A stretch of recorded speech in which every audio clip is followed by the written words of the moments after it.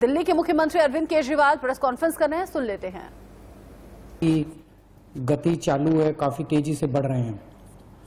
ज्यादा चिंता की बात यह है कि पिछले 24 घंटे में पॉजिटिविटी रेट बढ़ के लगभग 30% हो गया है, जबकि ये उसके पिछले 24 घंटे में केवल 24% था। 24% से बढ़ के 30% पॉजिटिविटी रेट हो गया। बहुत ज़्यादा तेजी से केसेस बढ़ रहे हैं।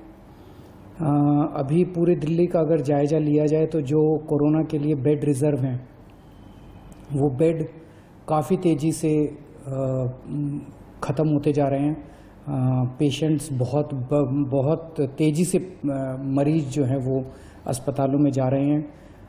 आईसीयू बेड्स की खासकर काफ़ी कमी हो गई है। लगभग सारे दिल्ली के आईसीयू बेड्स मिला के 100 से भी कम आईसीयू बेड्स पूरे दिल्ली में बचे हैं। ऑक्सीजन की भी काफ़ी कमी है। कल रात को एक प्राइवेट हॉस्पिटल ने हमें बताया कि उनके यहाँ काफ़ी ज़्यादा कमी हो गई थी, जिसकी वजह से त्रासदी होते होते बची। ये हम लगातार केंद्र सरकार के संपर्क में भी हैं, उनसे भी मदद मांग रहे हैं, उनसे मदद मिल रही है। जो मदद अभी तक हमें उनसे मिली है उसके लिए हम उनका शुक्रिया भी अदा करते हैं। और कल मेरी शाम को डॉक्टर हर्षवर्धन से भी बात हुई थी। उनको भी मैंने बताया कि हमें बेड्स की और ऑक्सीजन की बहुत ज़्यादा ज़रूरत है। आज सुबह श्री अमित शाह जी से भी मेरी बात हुई फ़ोन के ऊपर। उनको भी मैंने बताया कि बेड्स की बहुत ज़्यादा ज़रूरत है। और दिल्ली में लगभग केंद्र सरकार के सारे अस्पतालों के मिला के 10,000 के करीब बेड हैं। अभी उसमें से 1800 बेड जो हैं वो रिज़र्व किए गए हैं कोरोना के लिए। हमारी केंद्र सरकार से निवेदन है कि कम से कम 10,000 में से 7,000 बेड, इतनी गंभीर परिस्थिति, पल पल परिस्थिति खराब हो रही है, तो कम से कम 10,000 में से 7,000 बेड कोरोना के लिए रिज़र्व किए जाएं और ऑक्सीजन की तुरंत हमको सप्लाई की जाए। दिल्ली सरकार की तरफ से हम 6,000 अगले 2-3 दिन के अंदर मैं उम्मीद करता हूं कि 6,000 से ज़्यादा बेड्स, हम ऑक्सीजन बेड्स हम तैयार कर लेंगे। और जैसा मैंने बताया आईसीयू बेड्स की कमी है।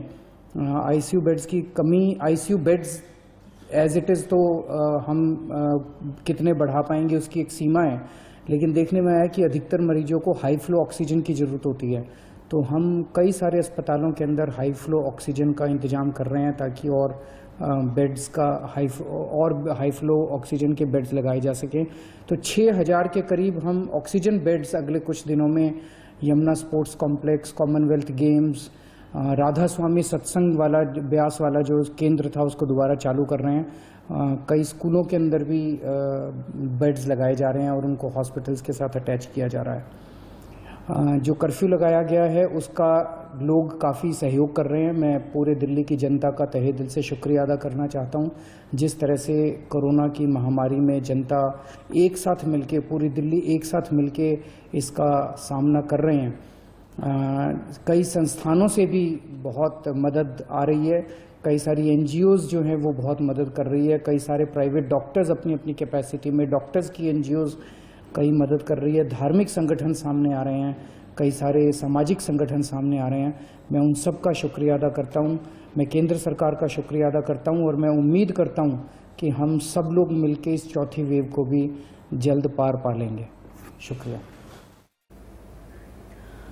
दिल्ली के मुख्यमंत्री अरविंद केजरीवाल जो ये बोलते हुए कि केंद्र सरकार से हम लगातार संपर्क में हैं, दिल्ली में जो कमी है उनकी आपूर्ति की जा रही है, चाहे वो आईसीयू बेड हो या फिर ऑक्सीजन हो। और जो पिछली कोरोना काल में यानी कि पिछली लहर में जो दिल्ली में इंतजाम किए गए थे, तमाम ग्राउंड्स को भी क्वारंटीन सेंटर या फिर हॉस्पिटल में तब्दील कर दिया गया था, वही चीजें अब दोबारा से दोहरानी होंगी, क्योंकि हॉस्पिटल्स में संख्या बहुत ज्यादा हो गई है मरीजों की, बहुत तेजी से मरीज भर्ती हो रहे हैं, इसीलिए बेड की कमी अब हो सकती है आने वाले दिनों में। इसीलिए एहतियातन और इंतजाम हमें वैकल्पिक तरीके से बहुत तेजी के साथ करने होंगे।